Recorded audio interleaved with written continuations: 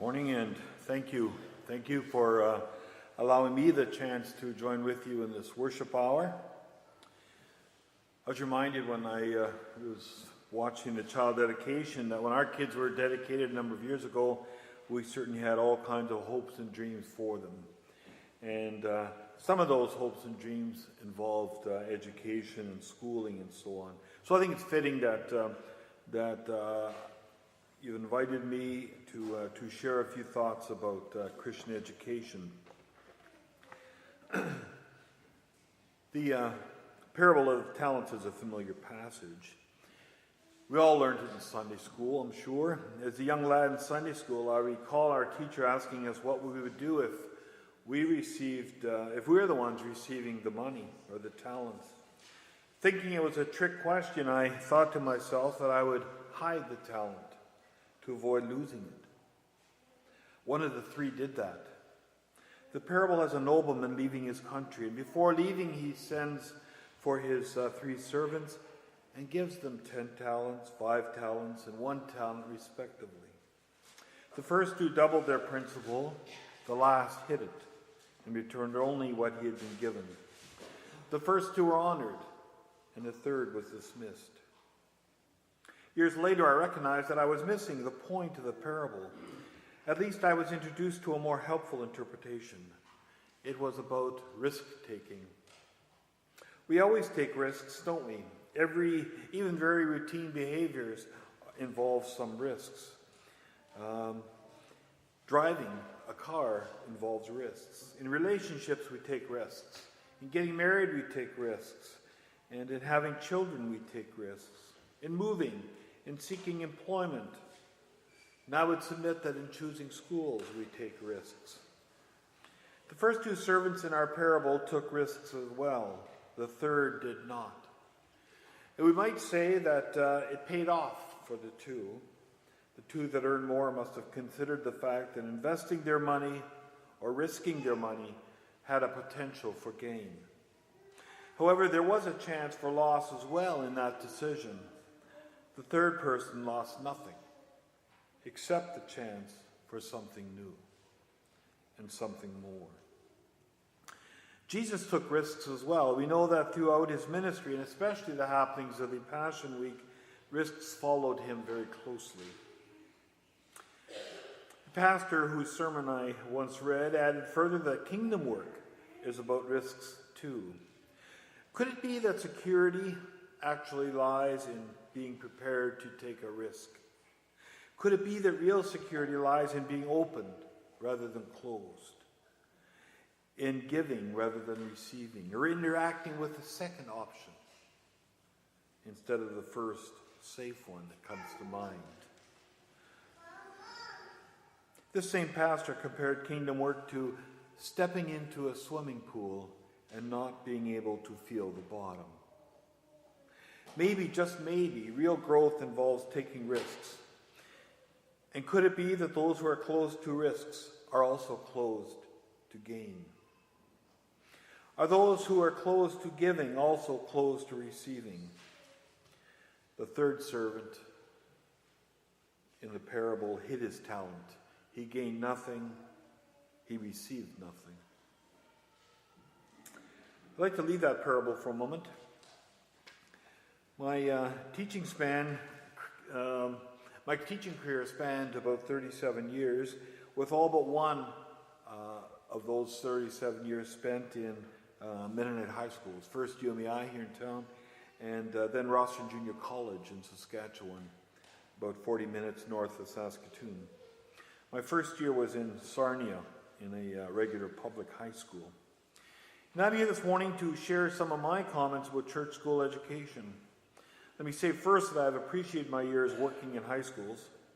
I thank God very much for God's leading in my life and allowing me that opportunity and that privilege to engage in the lives of adolescents and hopefully to have made a difference in their lives. Let me make a few disclaimers first before I speak about UMEI and church schools. This morning is not about a right or wrong answer or right or wrong decisions. Ideas and what people think about church school education is all over the map. It's that way for UMI, and it was that way for Rosslyn Junior College, or RJC, as well. This morning I simply offer my thoughts and convictions for you to possibly add to the context in which you will be making decisions about your child or grandchild's education. Before I move further, I just want to say on behalf of the school, I want to invite you to call UMI or me if you'd like to discuss UMI in particular in greater detail. The school is also this year offering more personal and intimate meetings in homes where a few interested parents are present and some staff are board. And for the grade 8s among you, they're invited to a shadow day at UMI this coming Friday.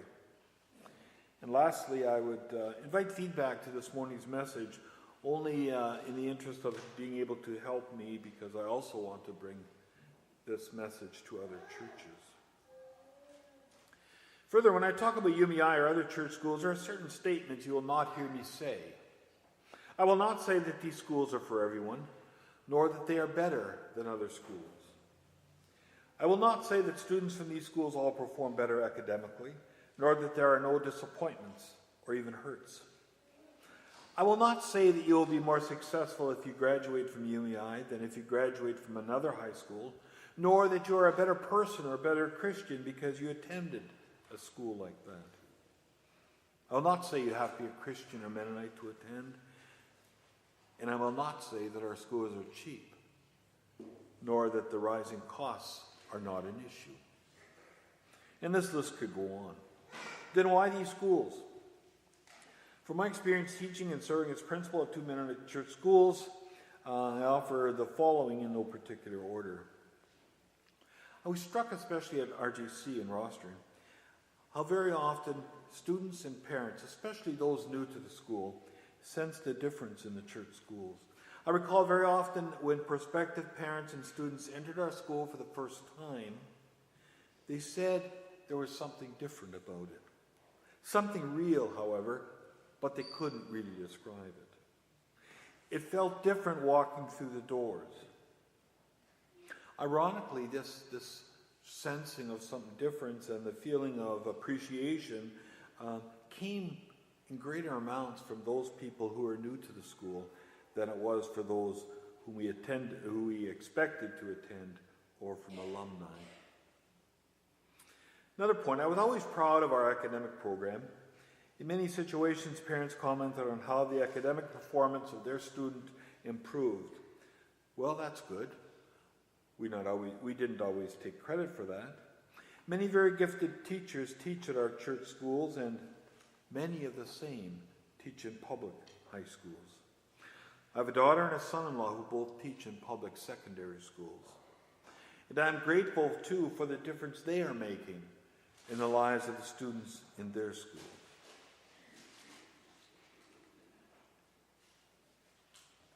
I also am very pleased when I hear grads talk about their appreciation for schools, for their experience at some of our church schools, and what often remains very high in their appreciation is the religious or the faith community in which they attended.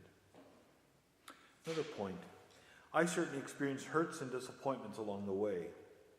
We're all human, and with our clay feet we stumble along, not always behaving as Christians should.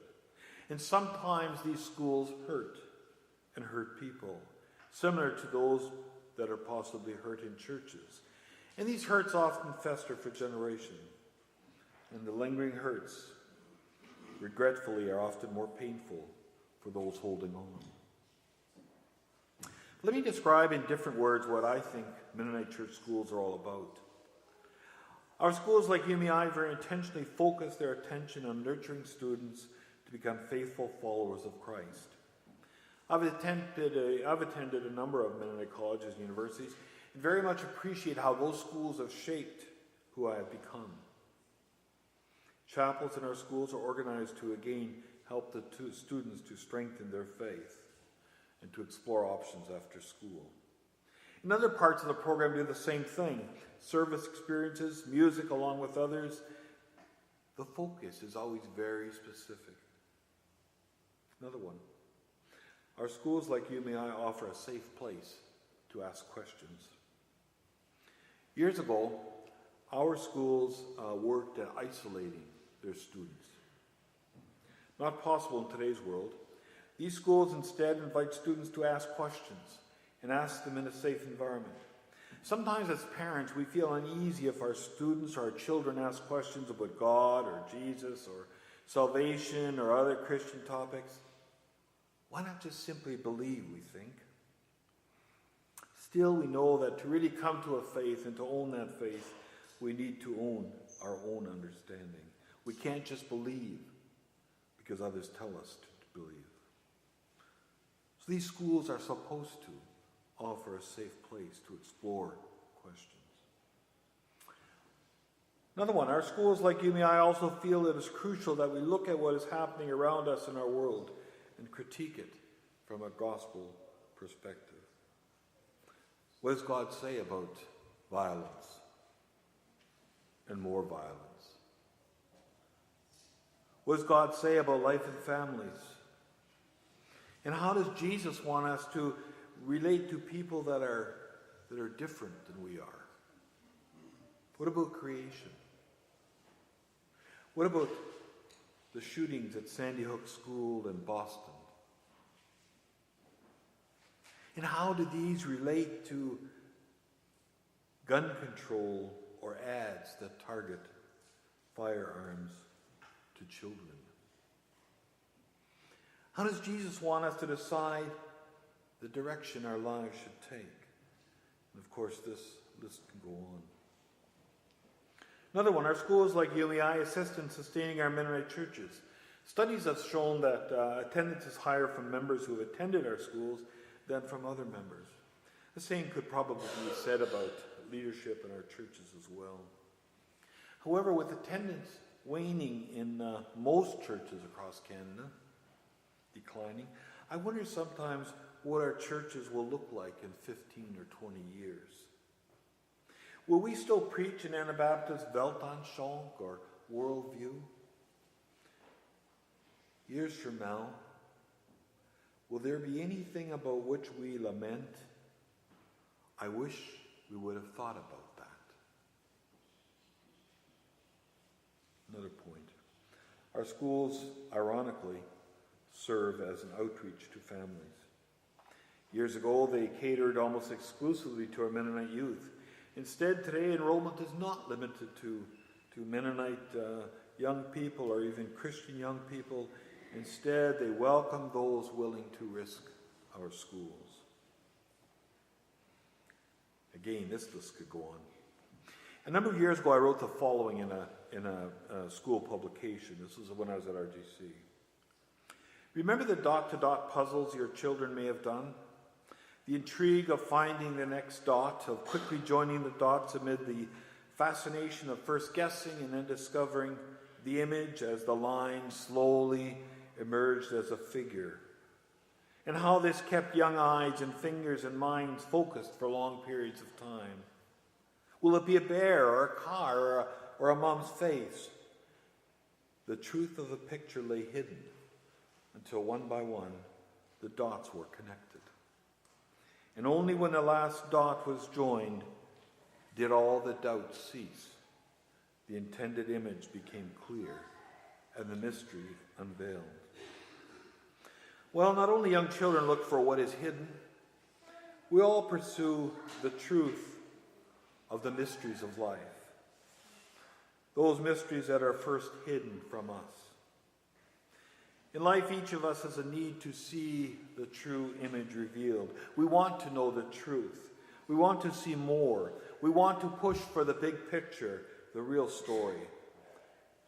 And first, our parents and grandparents help us along. Then teachers and more teachers assist us to join one more dot and then another. Pieces of the big picture of life emerge, at least dimly. Although not very clear at first, more knowledge and wisdom and faith band together to add a little more clarity, to connect a few more dots. We call it maturity. The Bible calls it truth or wisdom. We all make connections, don't we? First on our parents' laps, then at school and Sunday school, among friends, and eventually with our own children.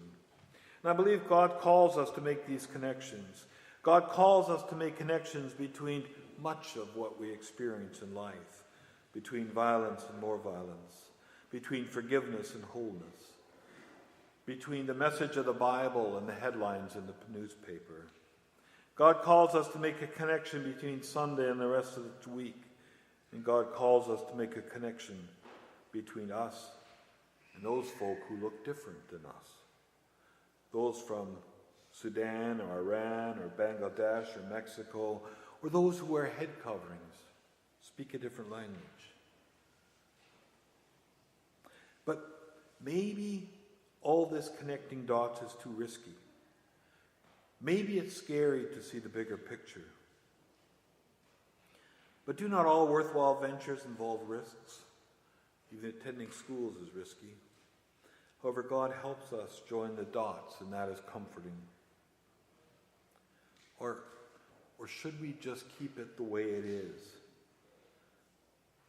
Sometimes the unknown is scary.